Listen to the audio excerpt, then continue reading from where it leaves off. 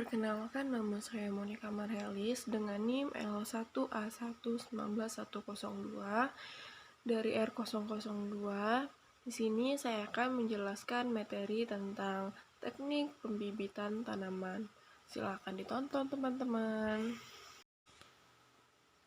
Teknik pembibitan atau pembiakan tanaman merupakan suatu cara untuk memperbanyak suatu tanaman agar bisa melestarikan jenis tanaman tersebut. Setiap tanaman, cara pembiakan bisa dilakukan dengan beberapa teknik pembiakan.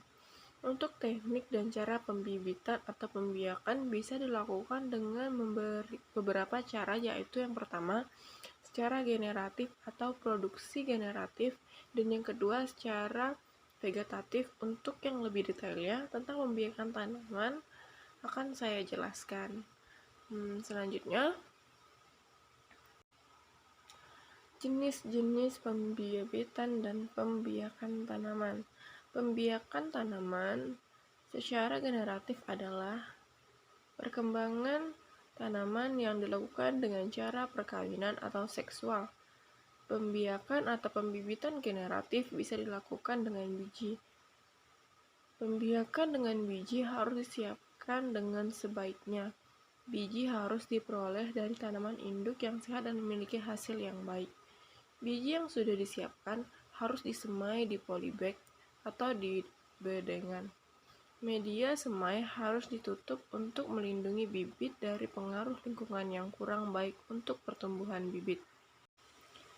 Pengaruh lingkungan tersebut berupa cahaya sinar matahari dan air hujan. Secara langsung pada bibit, sebaiknya media semai ditutup oleh plastik untuk melindunginya. Bedengan persemaian harus disiapkan dengan baik dari media semai berupa tanah atau sekam bakar sampai drainase air. Hal ini dimaksudkan agar media pembibitan memiliki permukaan yang gembur sehingga pembibitan bisa tumbuh dengan baik. Media semai bisa menampung resapan air dan tidak tergenang oleh air.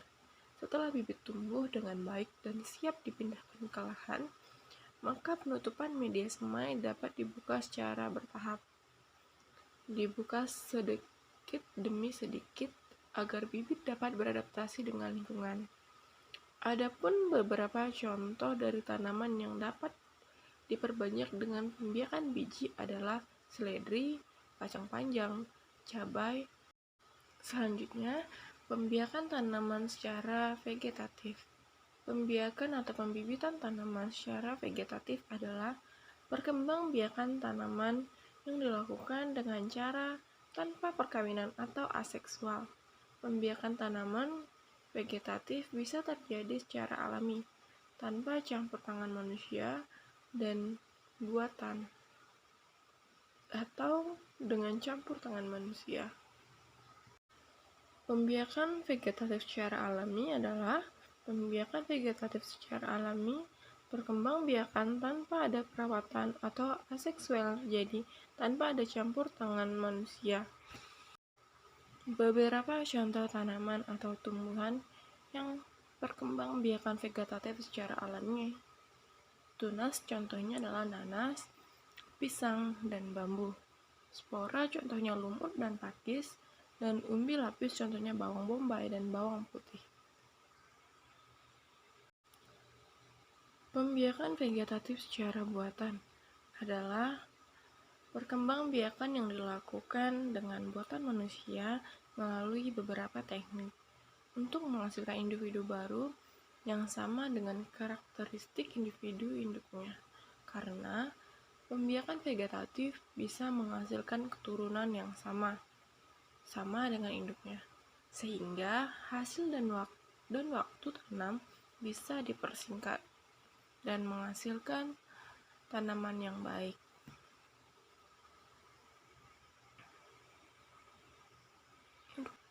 Teknik-teknik pembiakan vegetatif pada tanaman. Ada bermacam-macam teknik untuk jenis tumbuhan yang berbeda. Beberapa teknik tersebut bisa dimanfaatkan organ reproduksi khusus dan teknik lainnya dengan memasang pertumbuhan baru pada bagian tumbuhan. Berikut teknik yang dipakai untuk menyetek. Perkembangbiakan melalui stek dilakukan dengan cara menanam langsung bagian tanam tanpa menunggu tanaman tersebut memiliki akar terlebih dahulu. Untuk membuat tanaman memiliki akar bisa mengganggu ZPT, zat mengatur tubuh, secara stek. Cara stek ada yang menggunakan batang dan daun. Contoh tanaman menggunakan stek batang, bunga krisan, mawar. Contoh tanaman menggunakan stek daun, geranium, cocor bebek, dan banyak lainnya. Perundukan. Perkembangbiakan melalui perundukan dilakukan dengan cara menempelkan bagian tanaman hingga sampai tanah, lalu mengubur bagian tanam tersebut dengan tanah. Contoh tanaman dengan perkembangbiakan penduduk adalah anggur dan alamanda. Pencakokan perkembangbiakan yang dilakukan agar mendapatkan tumbuhan baru yang cepat berbuah dan karakteristiknya sama dengan induknya. Perkembangbiakan cangkok dilakukan dengan cara membuat batang berakar. Pada tanaman buah, banyak perkembangbiakan melalui cangkok. Contoh tanamannya adalah jeruk, mangga, alpukat, dan banyak lagi yang bisa kalian temukan di lingkungan sekitar rumah kalian.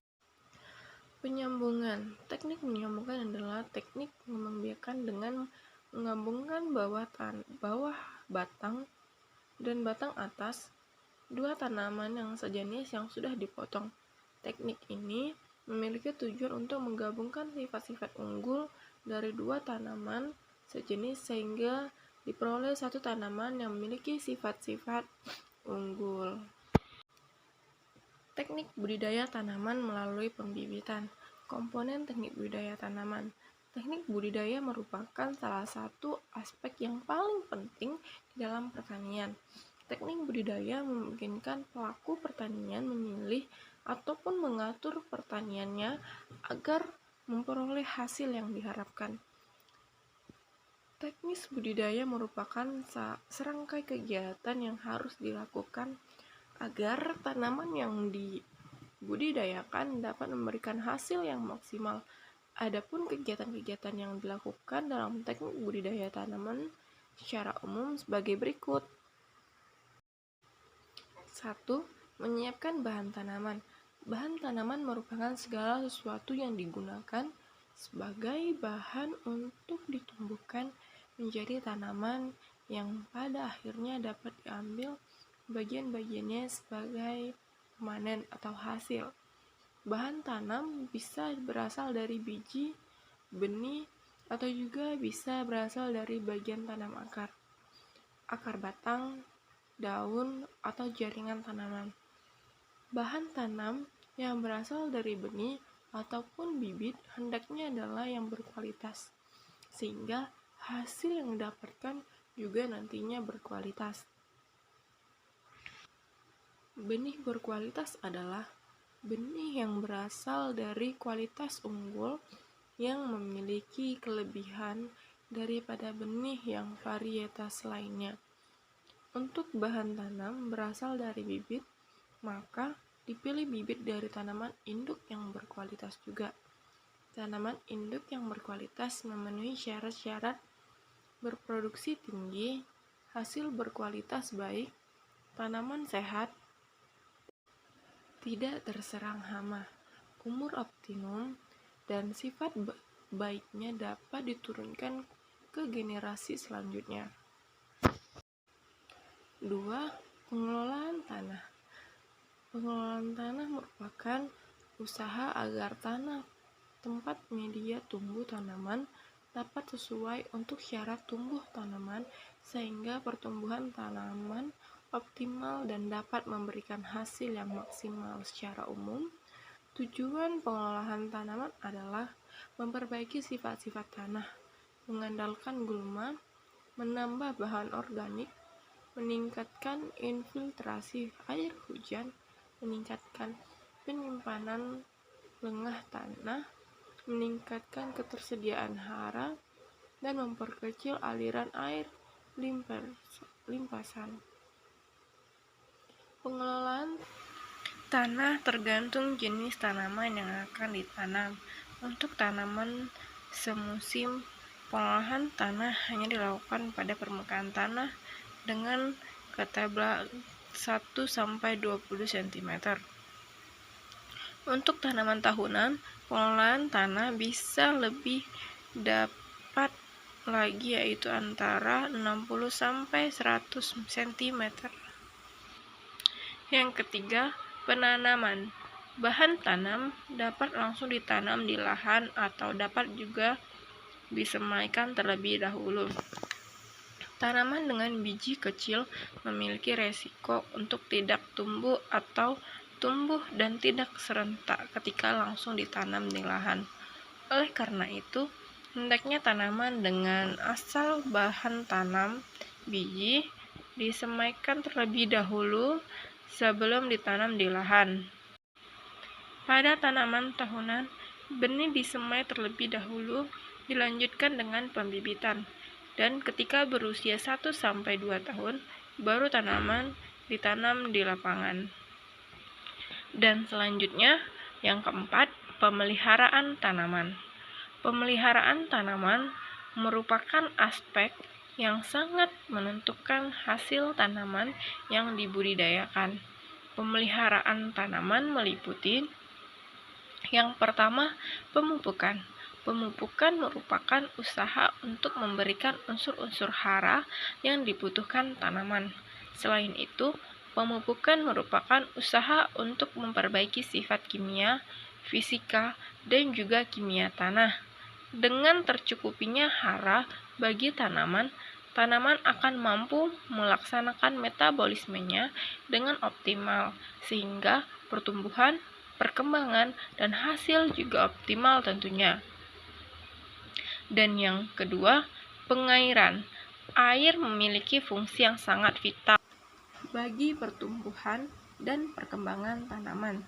Tanaman membutuhkan air yang berbeda-beda untuk setiap fase pertumbuhannya. Memberikan air yang tepat baik waktu ataupun jumlah dapat meningkat kemampuan metabolisme tanaman, sehingga hasilnya juga akan optimal pastinya. Dan yang ketiga, pembumbunan. Pembumbunan merupakan meninggikan tanah di sekitar batang tanaman. Pembumbunan berfungsi agar batang tanam menjadi lebih kokoh, di samping untuk meningkatkan hasil tanam untuk beberapa jenis komoditas seperti kacang tanah, kentang, dan umbi-umbian. Nah, selanjutnya penyiangan. Penyiangan merupakan usaha untuk menghilangkan gulma yang tumbuh di sekitar tanaman budidaya. Adanya gulma akan mengurangi jumlah hara untuk tanaman karena sebagian juga diserap oleh gulma tersebut. Adanya kompetisi yang kuat menjadikan tanaman tidak dapat tumbuh dengan optimal, sehingga hasilnya juga tidak akan maksimal. Yang terakhir, pengendalian hama dan penyakit. Serangan hama atau penyakit dapat menurunkan kualitas ataupun kuantitas hasil panen. Pengendalian hama dan penyakit sebelum serangan mencapai ambang ekonomi dapat meminimalisir kerugian akibat menurunnya kualitas dan kuantitas hasil panen dari tumbuhan tersebut. Yang kelima, pemanenan. Panen merupakan kegiatan mengambil salah satu organ tanaman yang memiliki nilai untuk digunakan sebagai sarana mencukupi kebutuhan. Setiap tanaman memiliki perbedaan akan organ yang dipanen. Untuk setiap tanaman yang dipanen adalah bijinya, umbi-umbian yang dipanen adalah umbinya, dan buah-buahan yang dipanen adalah buahnya. Pada dasarnya, hasil tanaman dapat dipanen ketika memenuhi kriteria untuk masak secara fisiologis dan secara komersial.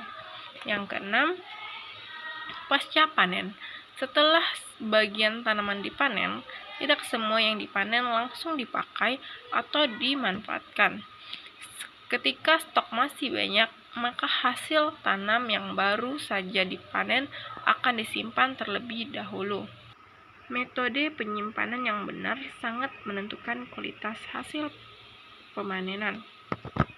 Sampai jangka waktu yang lama ketika panenan siap digunakan, atau yang disebut dengan diperam. Dan banyak caranya untuk memeram hasil panen. Terima kasih untuk kunjungan videonya. Semoga bermanfaat teman-teman. See you next video.